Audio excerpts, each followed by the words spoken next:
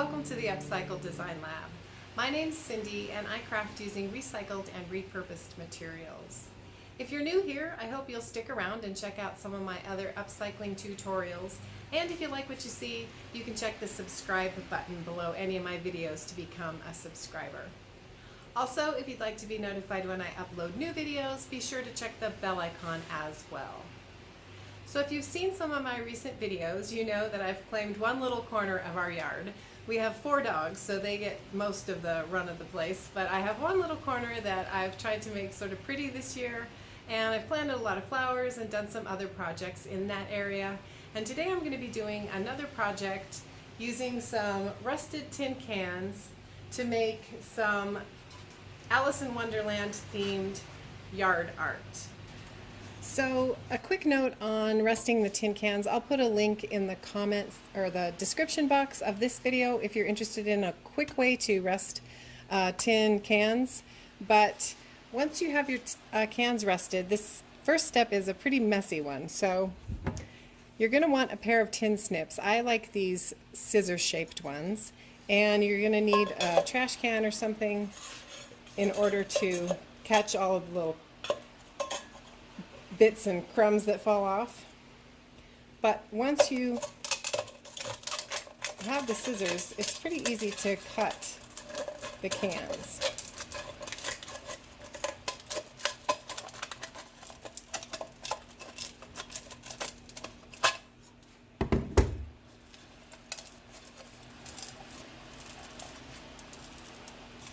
These scissors come in a couple of different sizes. The smaller pair comes in pretty handy sometimes. For most things, I like to use the bigger can or the bigger pair of scissors. And you might want a mask or something, because this is, like I said, it is kind of messy.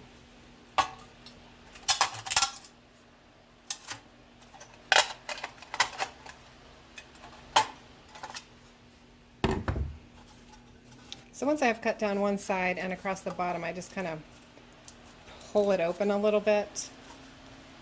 And then you can get the scissors in here and kind of cut off the bottom. You definitely want gloves because there are some sharp edges here.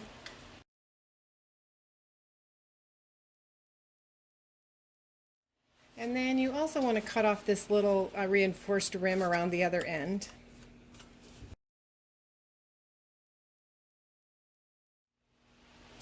And then to flatten the cans, I just kind of use my hand to start with. And you might want to use a hammer to flatten these out a little bit also. But the rusted cans are pretty easy just to kind of flatten out by hand.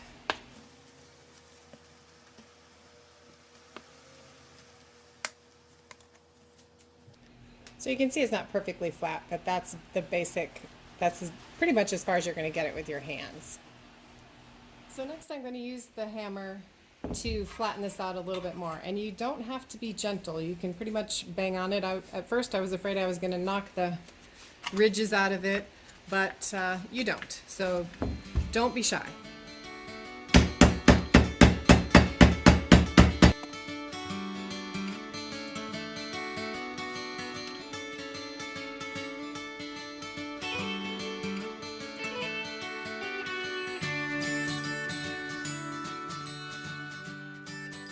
You can see it's still not totally flat, but it's quite a bit better, and I don't know if you can actually get it really flat, but this is good enough to work with for our project.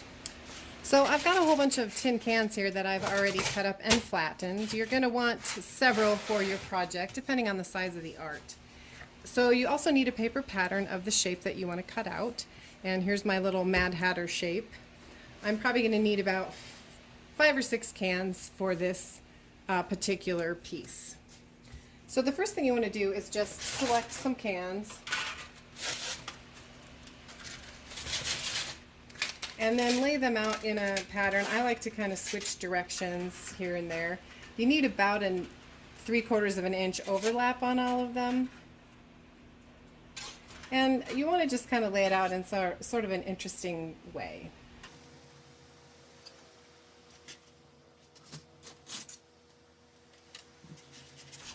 So right now I'm just getting a general idea of how many cans I need to fit this pattern on here.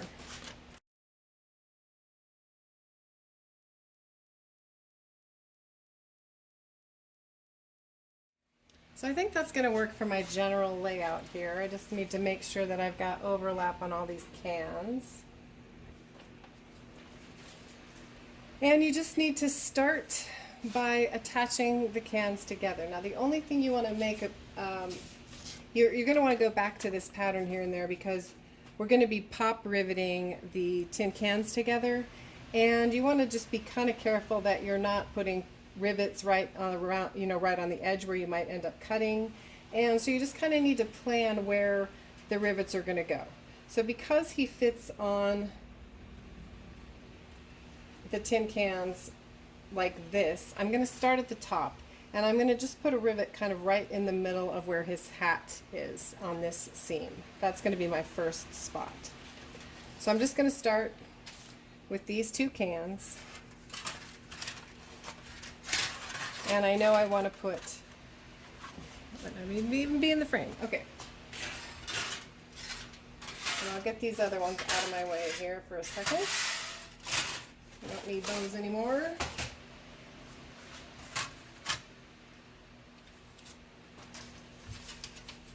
So I know he's going to fit kind of on here like that. So I know I want to put the rivet sort of in the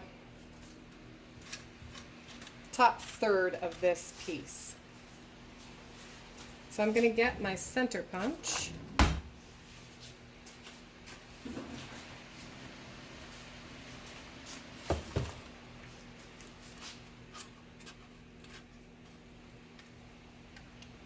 And just, like I said, you want to make sure that you've got these pieces overlapped. And they don't have to be perfect, but you want about 1 inch to 3/4 of an inch overlap. And then I'm just going to mark a spot right here.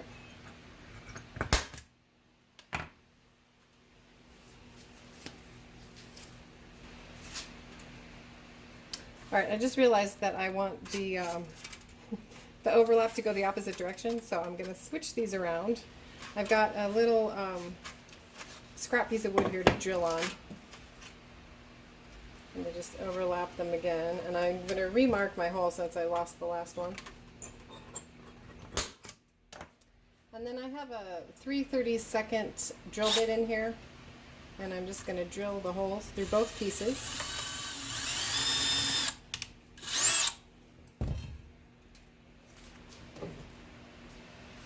And I'm going to take my rivet gun.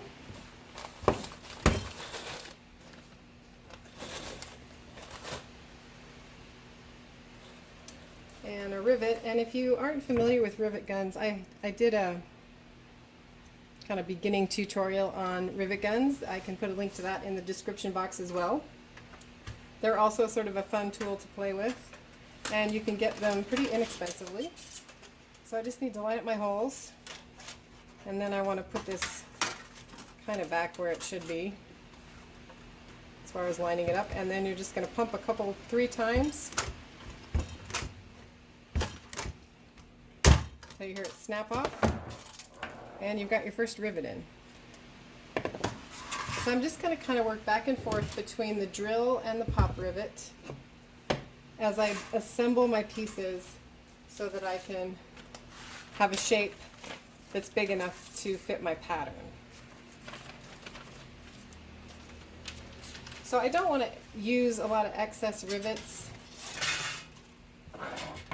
So I don't necessarily need to put this end together.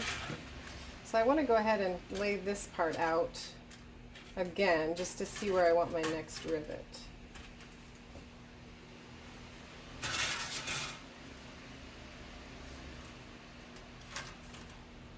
You do want to kind of think about whether you want, which direction you want your overlap to be. Like I usually try to keep them going the same way.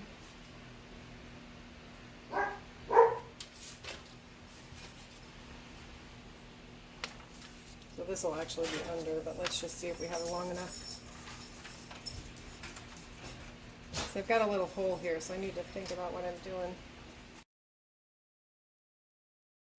So I think my next step is going to be just to hook these 3 pieces together.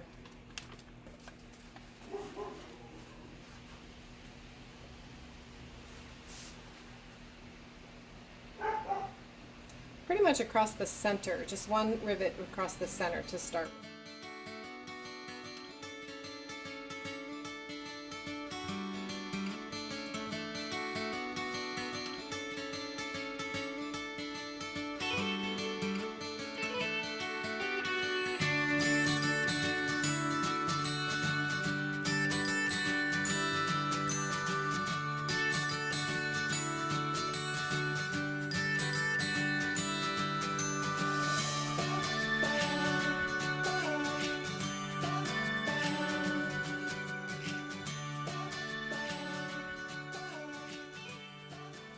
So I hope I'm not making this too confusing, but there's a couple of things that you need to think about. Like I mentioned before, you don't want rivets right on the seam where you're going to be cutting, and then you don't want to use a bunch of extra rivets where you don't need them.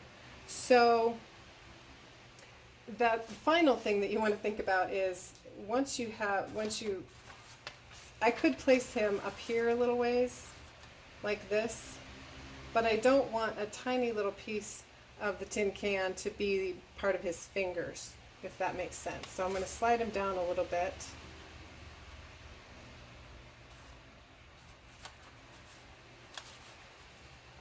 So that his hand is all in this can and I don't have any really tiny parts of the can. So I've got these 2 pieces together and these 3 pieces together, and I think the next thing I want to do is to put a rivet right about here. So I'm just gonna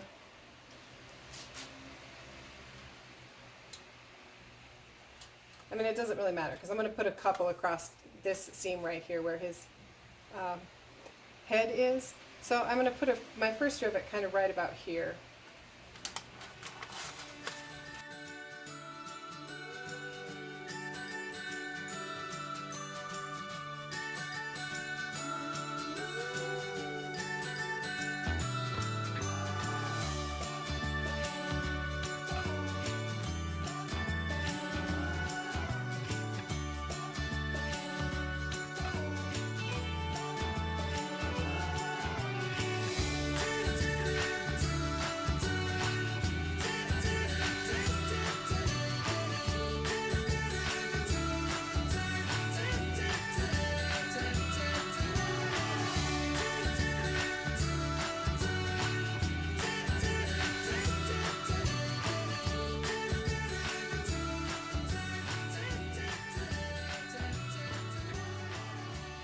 So that's the kind of crazy shape that we need for the pattern, and you can see that some of these ends are still really loose, but like I said, I'm just trying not to use excess rivets. Alright, I'm switching patterns here on you because I already had this one attached. So you can use any kind of clip that you want, but I've found that clothespins are pretty much the easiest.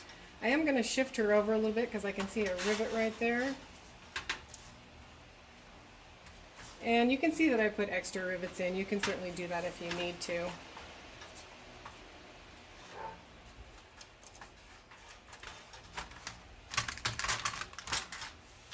You can see I don't have a ton of clips on there, but as I move around, I will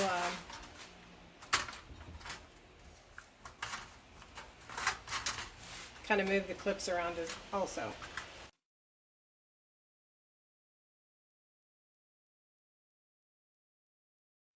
So basically you just want to use your tin snips to cut out your shape, and you might have to come at it from a couple of different angles because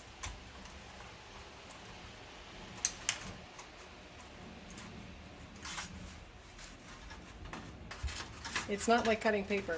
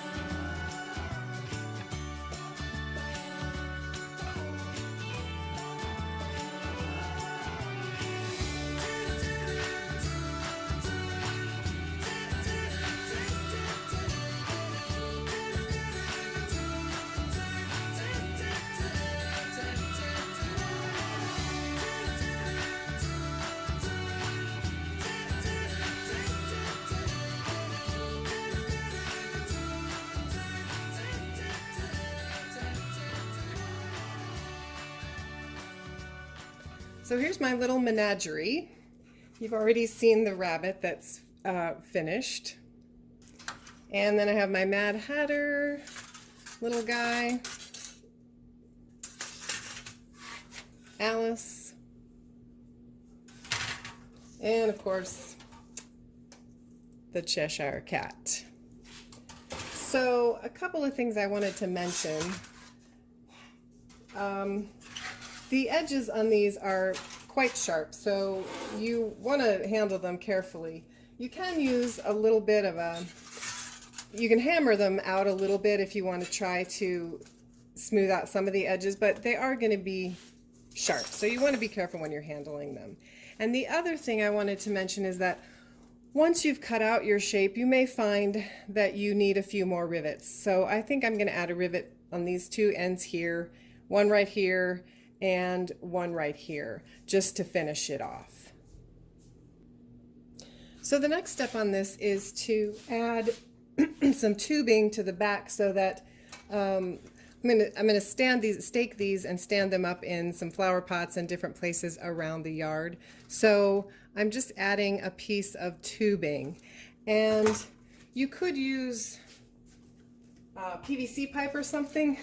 I just happen to have these solar lights that I've got them years ago, and the solar part doesn't work anymore, and that piece pulls off along with the stake piece, and then I just have a nice little tube. So what it does is it's going to support this, because you can see that it's a little bit flimsy. And then I have some metal stakes. You could use rebar or some spiked stake, as long as it fits inside of the tubing. And this piece will go into the ground or into the pot, and then the tube will slide onto it to hold the piece upright. So ideally, maybe I would have a little bit longer piece of tubing here, but I'm just using what I have. So I want to make sure that I'm kind of bridging a lot of the seams to give her as much support as I can. And then I'm just going to use some construction adhesive by Gorilla Glue. There's probably plenty of different glues you could use. I just like this glue because it is really thick going on it. It just holds the piece in place. You do need to let it dry, but it's not going to roll around at all. So I'm just going to put a thin layer of the glue along one side here.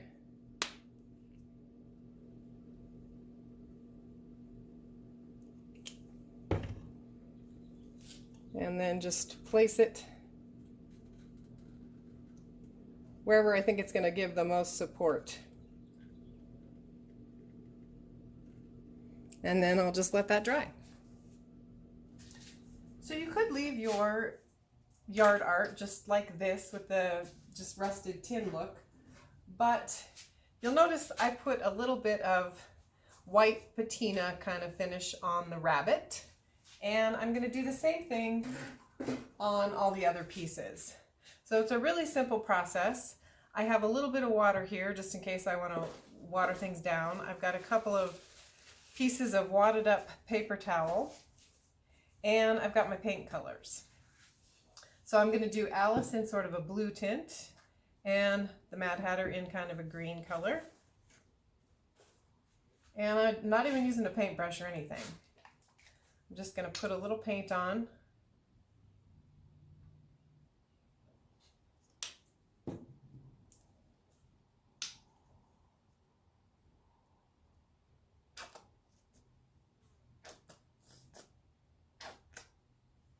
And then I'm going to take one of my paper towels and just start dabbing it around. And if I need to, I'll kind of water it down a little bit.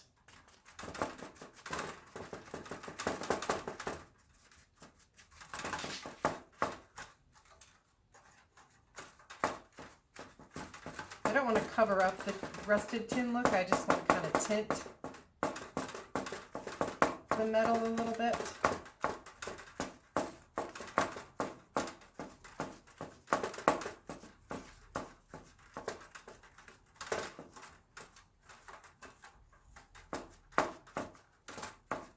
So I'm just going to work in kind of small areas until I get the finish that I like. And I'm only going to paint one side because there's really a front and a back to these, so you really don't need to paint the other side. You can if you want to, but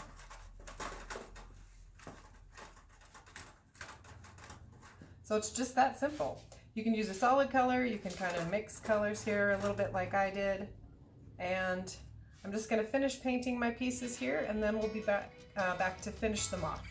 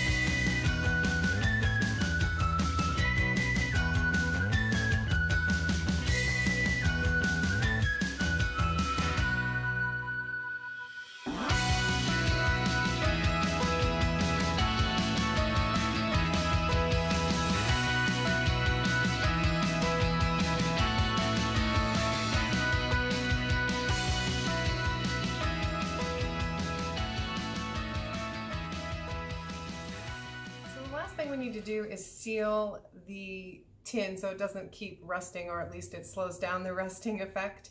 And I was going to use this waterproof, it says it's clear, it's a wood finish, it's for decks and things. I used it on a project flower box that I made in my last video, but I tested it out on a piece of the painted product, and I don't know if you can tell, but down here I didn't put a finish on, and up here there's this outdoor sealant, and it really kind of took things too yellow for me. So even though this is for indoor use, I really like this product. It's really easy to work with, and it does dry much clearer. So I'm going to use this polyacrylic. I may have to treat the pieces more frequently, but I really want a clear finish on it. So I've got my foam brush, and I'm going to just pop this open. You can see it's just a kind of a milky color. I don't know, it's almost gone, but hopefully you can see in there. And it's really runny, but it's water-based and it's very easy to clean up, so you don't need a very much. And I'm just going to brush a coat of it on both sides. If it gets up into the cracks and things, you probably want it to, just to help seal the metal everywhere that the water and weather might get to it. And this is in a gloss finish, so it's going to give it a nice little shiny finish, which I like. You can get it in matte as well.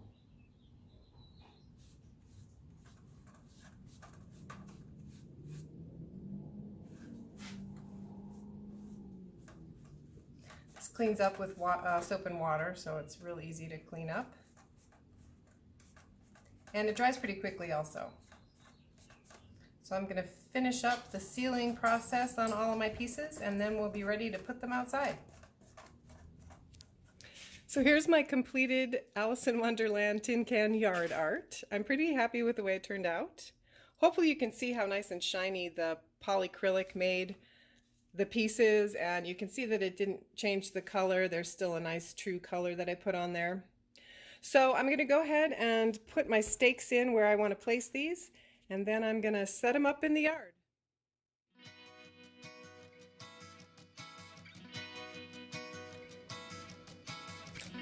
So that's it for today's video. I hope you enjoyed my silly little tin can yard art. If you enjoyed today's video, please give it a thumbs up. If you haven't already, please consider subscribing to this YouTube channel, and I hope to see you back here soon in the lab.